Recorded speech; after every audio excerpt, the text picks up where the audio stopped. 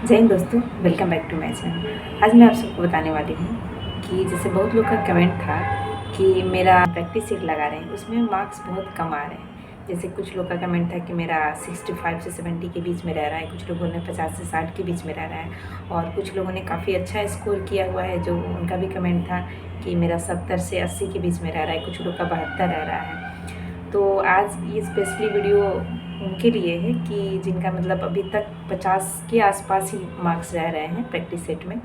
तो आज मैं बताऊंगी कि आपको अपना मार्क्स कैसे इंक्रीज़ करना है प्रैक्टिस सेट में। चाहे वो आपका 80 नंबर भी आ रहे हैं तो आप देख सकते हो वीडियो, जिनका कम आ रहा है वो भी देख सकते हैं, सबके लिए बेनिफिशियल है। बताइए, अगर आपके ज़्यादा आ रहे हैं तो और ज़्यादा आएंगे तो इसमें कोई नुकसान तो है नहीं, तो इसलिए आप वीडियो को पूरा देखें। अगर आप चैनल पर नए हैं तो चैनल को सब्सक्राइब कर लें ताकि बिहार पुलिस भर्ती से रिलेटेड कोई भी इन्फॉर्मेशन मैं आप सबों तक ईजिली पहुँचा सकूँ। तो आइए स्टार्ट करते हैं आज की वीडियो को। तो सबसे पहले मैं बताना चाहूँगी कि जो जैसे कि आप प्रैक्टिस सेट जो लगा रहे हैं, तो जैसे ही आपका प्रैक्टिस सेट लगाना ख़त्म हो जाता है, आप चेक कर लेते हो कि आपका कितना मार्क्स आ रहा है।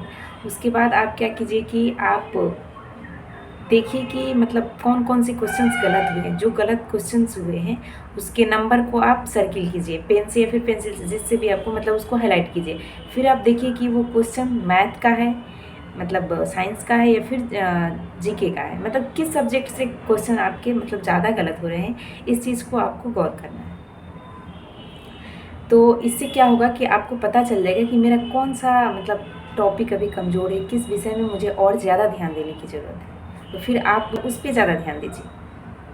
तो इसमें क्या होगा कि आपके मतलब जो मार्क्स है उसमें काफ़ी अच्छे सुधार होंगे। अब कुछ लोग क्या कर रहे हैं कि जैसे कि बिहार पुलिस कांस्टेबल के एग्ज़ाम में मैथ्स जो होते हैं बहुत कम पूछे जाते हैं, मतलब उसका संख्या लगभग 5 से 10 के बीच में रहता है, यानी 7 भी रह सकता है, 8 भी रह सकता है, 5 भी रह सकता है।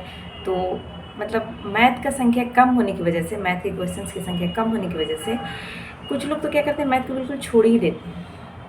और यही चीज़ गलत है, क्योंकि आपको मैथ को बिल्कुल छोड़ना नहीं, क्योंकि मैथ क्या होता है, एक स्कोरिंग सब्जेक्ट होता है।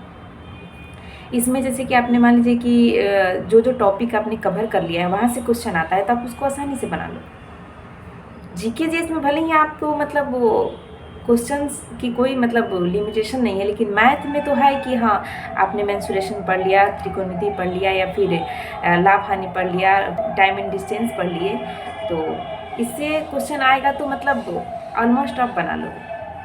मतलब बाई चांस ऐसा क्वेश्चन रहेगा जो छूटेगा, अगर आप अच्छे से उसको प्रिपेयर कर रहे हो, जिस टॉपिक को आप मतलब पढ़ रहे हो मैथ का, तो उससे क्वेश्चन अगर आता है जो टॉपिक आप पढ़ लिए हो तो ऑलमोस्ट आप बना लो।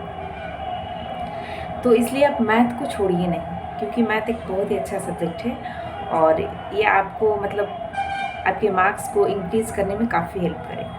तो जिस तरीके से आप बाकी सब्जेक्ट को वरीयता दे रहे हैं, वैसे मैथ को भी लेके चलिए और मैथ का भी प्रैक्टिस प्रॉपर ढंग से कीजिए। ये आपको मतलब अच्छे मार्क्स दिलाने में काफ़ी मदद करेगा।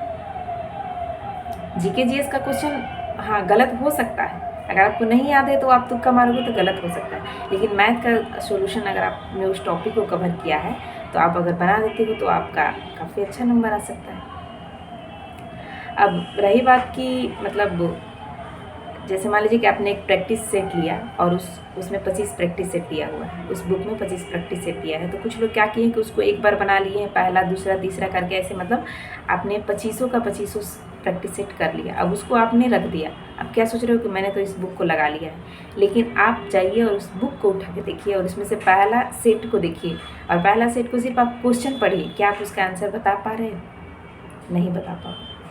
हाँ, ऐसा नहीं मैं बोल रही हूँ कि आप किसी भी क्वेश्चन का आंसर नहीं बता पाओगे, मैक्सिमम क्वेश्चन का, यानी आप मान के चलिए कि 60% ही आपको उसमें से याद हुआ होगा एक बार, सिर्फ एक बार प्रैक्टिस सेट लगाने से। तो आपको उसी प्रैक्टिस सेट को दोबारा तिबारा पढ़ जाना है, तो इससे क्या होगा कि आप उसका 95% गेन कर लोगे और फिर मैथ का क्वेश्चन भी आप दोबारा बना लोगे। तो जैसे अलग अलग प्रैक्टिस सेट बनाने से क्या होगा कि सब में अलग अलग टाइप के क्वेश्चंस आपको मिलेंगे, तो जिस टाइप के क्वेश्चंस मिलेंगे तो ठीक है, आप मान लीजिए कि प्रैक्टिस सेट लगाते हुए उसको नहीं सॉल्व कर पा रहे हो तो बाद में उसको देखोगे तो आप उसको कर लोगे। तो ये सारी चीज़ें मतलब आप ऐड करोगे अपनी प्रिपरेशन में तो काफ़ी आपके लिए बेनिफिशियल रहेगा और आपके मार्क्स भी मतलब इंक्रीज़ होंगे। ये मैं अपना खुद का मतलब पर्सनल एक्सपीरियंस शेयर कर रही हूँ, क्योंकि मैं भी अभी पढ़ाई ही कर रही हूँ। अभी मेरा बीपीएससी टीचर का जो एग्ज़ाम चल रहा था उसमें भी मैं एग्ज़ाम दी हूँ। तो अभी उसका तो रिज़ल्ट नहीं आया है। अगर रिज़ल्ट आता है तो मैं आप सभी के साथ ज़रूर शेयर करूँगी। तो अभी कुछ लोग आके मतलब कमेंट में ये ज़रूर लिखेंगे कि खुद सेटिंग से आके ज्ञान दे रही है। ऐसा नहीं है कि जो मतलब कांस्टेबल है उसके पास मतलब बिल्कुल वो खाली है, उसके पास कुछ है ही नहीं और सब लोग सेटिंग से ही आ गया है।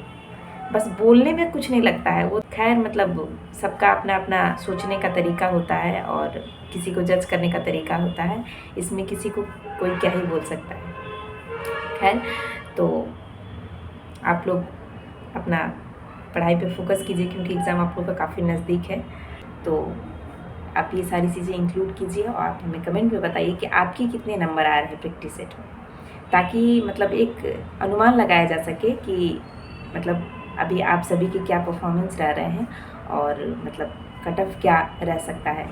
वैसे तो अभी मतलब कुछ नहीं कहा जा सकता है, क्योंकि जो आपका रिटन एग्ज़ाम होना है उसमें किस तरह के क्वेश्चंस आ रहे हैं उसके बाद ही मतलब कट ऑफ के बारे में कुछ कहा जा सकता है। लेकिन फिर भी आप हमें कमेंट में ज़रूर बताएं कि आपके कितने मार्क्स आ रहे हैं अभी। इसके अलावा भी अगर आपको कहीं कोई डाउट है तो आप हमें कमेंट करके ज़रूर पूछें। आपको 24 आवर के अंदर रिप्लाई मिलेगा। और मैं आशा करती हूँ कि जो लोग भी इस बार मतलब जिनका सपना है वर्दी पहनने का, वो उनका सपना ज़रूर पूरा होगा। Thank you.